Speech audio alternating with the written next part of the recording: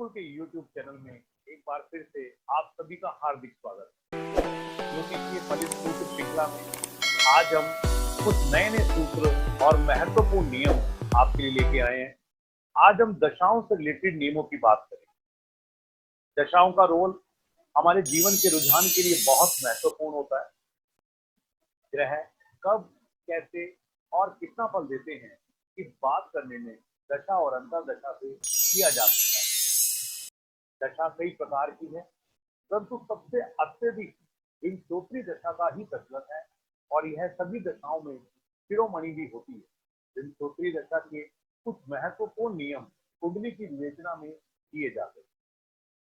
सर्वप्रथम जन्मपत्री में यह देखना चाहिए कि तीनों प्रकार के लग्न, जन्मपत्री का, चंद्र लग्न, सूर्य लग्न में कौन सी दो लग्नों के स्वामी या तीनों ही लग्नों के स्वामियों में आपस में क्या संबंध है।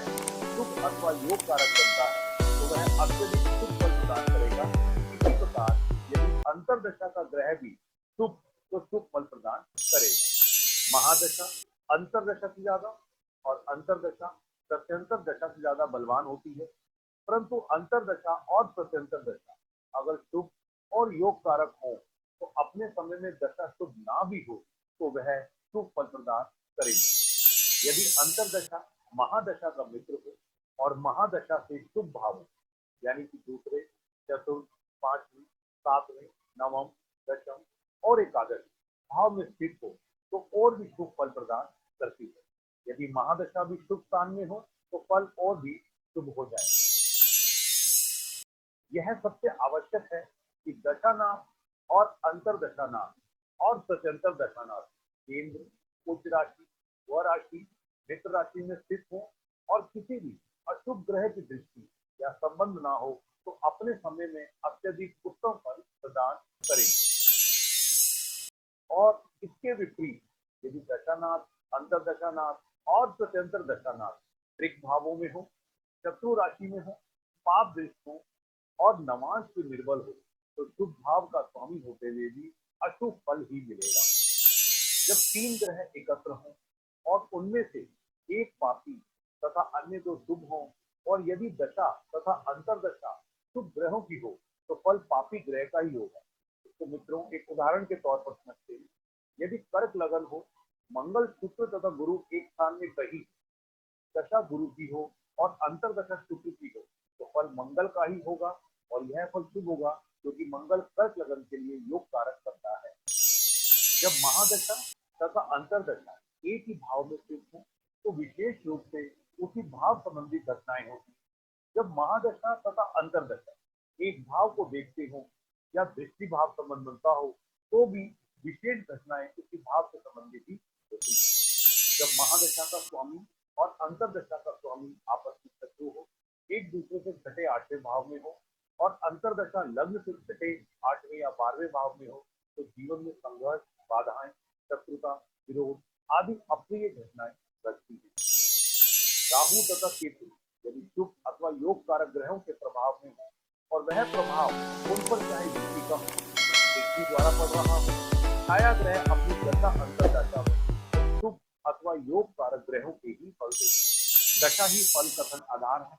प्रत्येक ग्रह अपने स्वभाव और स्थिति के अनुसार शुभ अशुभ फल तो देता ही है, परंतु संपूर्ण दशा में वह कब शुभ फल देगा इसका निश्चय दशा के आधार पर ही किया जाता है। मित्रों, दशाओं का बहुत बड़ा रोल हमारे कुंडली विवेचन में किया जाता है। प्रत्येक ग्रह की लगभग 18 स्थितियां होती हैं जिसके अनुसार उस ग्रह का शुभ अशुभ या अशुभ फल प्राप्त किया जा सकता है। 18 स्थितियों में हम देखते हैं कि यदि दशा उच्च राशि ग्रह की हो तो अपने दशा में जातक को प्रत्येक प्रकार का सुख प्रदान करती है। आरोही ग्रहों की दशा में धन धान्य की वृद्धि एवं आर्थिक दृष्टि से संपत्ता आती है। अवरोही ग्रहों की दशा में जातक को रोग, परेशानी, मानसिक व्यथा अथवा धन हानि उठानी पड़ती है। जो ग्रह कुंडली में नीच राशि का हो उसकी दशा अंतर्दशा में मान हानि तथा धन हानि होती है। परम नीच ग्रह की दशा में जातक को कलह, धन हानि, दिवालियापन, चोरी का भय एवं अग्नि भय का सामना करना पड़ता है। जन्म कुंडली में जो ग्रह त्रिकोणगत मूल त्रिकोण राशि का होता है उसकी दशा अंतरदशा प्रारंभ हो रही है तो वह बहुत भाग्यवर्धक होती है, धन लाभ करने में बहुत अग्रणी होती है। जन्म कुंडली में जो ग्रह स्वराशि के होते हैं उनकी दशा अंतरदशा में जाकर विद्या प्राप्ति, यश प्राप्ति और नौकरी में उन्नति प्राप्त करता है। मित्रों, जब कोई ग्रह कुंडली में अत्यंत घनिष्ठ मित्र के ग्रह में स्थित होती है तो उसकी दशा में वाहन सुख, स्त्री पुत्र सुख एवं विविध मनोरथ कार्य पूर्ण होते हैं। जो ग्रह समग्रही हो उसकी दशा सामान्य होती है तथा भ्रमण विशेष पूर्ण रूप से होता है। जो ग्रह समग्रही हो उसकी दशा सामान्य रहती है तथा भ्रमण विशेष उस दशाओं में होता है। जो ग्रह शत्रु घर में स्थित है तथा उसकी दशा चल रही है इस दशा में धन हानि, ग्रह कले एवं स्त्री से झगड़ा होने से मानसिक अशांति भी बनी रहती है। अति शत्रु ग्रह की दशा में मुकदमेबाजी, कोर्ट कचहरी में पराजय होती है, व्यापार में धन हानि होती है, साथ ही बंटवारा भी होता है और भाइयों से भी कलह बढ़ता है। जो ग्रह उच्च ग्रहों के साथ होते हैं उनकी दशाओं में जातक तीर्थ यात्राएं करने में एवं भूमि लाभ पाने में समर्थ होता है। जो ग्रह जन्म कुंडली में पाप ग्रहों के साथ उसकी दशा में अशुभ कार्य, घर में मरण, धन हानि आदि की संभावनाएं भी बनती है। जो ग्रह शुभ ग्रहों के साथ हो उनकी दशा में जातक को धन धान्य वृद्धि, धनोपार्जन, स्वजन प्रेम आदि का लाभ भी मिलता है। मित्रों, जो ग्रह शुभ ग्रहों से दृष्ट हो तो उसकी दशा में विद्या लाभ, परीक्षा में सफलता और ख्याति प्राप्त होती है। जो ग्रह अशुभ दृष्टियों से युक्त हो उस ग्रह की दशा में संतान बाधा, अग्नि भय, तबादला, माता पिता में किसी की मृत्यु अथवा अर्थ क्षय आदि की संभावनाएं भी बढ़ती है। जो ग्रह जन्म कुंडली में बली होता है उसकी दशा निश्चय ही शुभ फलदायक होती है। जो ग्रह जन्म कुंडली में लग्न, दशम तथा एकादश भाव में स्थित होते हैं उन ग्रहों की दशा उन्नति कारक एवं सुखवर्धक होती है। लग्न में, तीसरे घर में, छठे घर में और 10वें घर में स्थित ग्रहों की दशा भी श्रेष्ठ फलदायक देखी गई है। जन्म कुंडली में जो दो ग्रह शुभ एवं शुभ कारक हो उन दोनों ग्रहों की महादशा अंतरदशा में भाग्य में उन्नति होती है।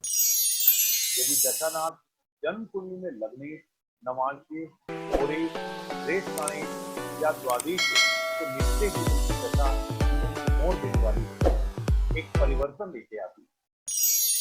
जो ग्रह जन्म कुंडली में लग्न के केंद्र भाव में होता है उस ग्रह की दशा में भाग्य उन्नति समझनी चाहिए। लग्न से 6, 8 या 12वें भाव में जो ग्रह या षष्ठेश, अष्टमेश अथवा द्वादश की दशा हो तो वह दशा जीवन में पतन का ही सूचक होती है। पाप ग्रह की महादशा में यदि पाप ग्रह की अंतरदशा चल रही है तो इस दशा में जातक को धन से हाथ धोना पड़ता है, शत्रुओं से हानि उठानी पड़ती है, रोग भी जूझते हैं और वह परेशान भी रहता है।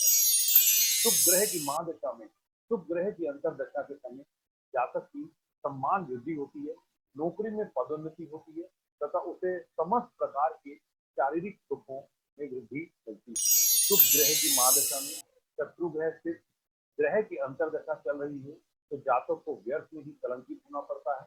वक्री ग्रहों की दशा में व्यक्ति धन, सुख और इज्जत की हानि उठानी पड़ती है तथा कई नए रोगों से भी पीड़ित होना पड़ सकता है। मार्गी ग्रह की दशा में जातक सम्मान, सुख और द्रव्य प्राप्त करता है। ऐसे समय में वह चुनाव भी जीत सकता है और उसके सभी कार्य सिद्ध होते हैं।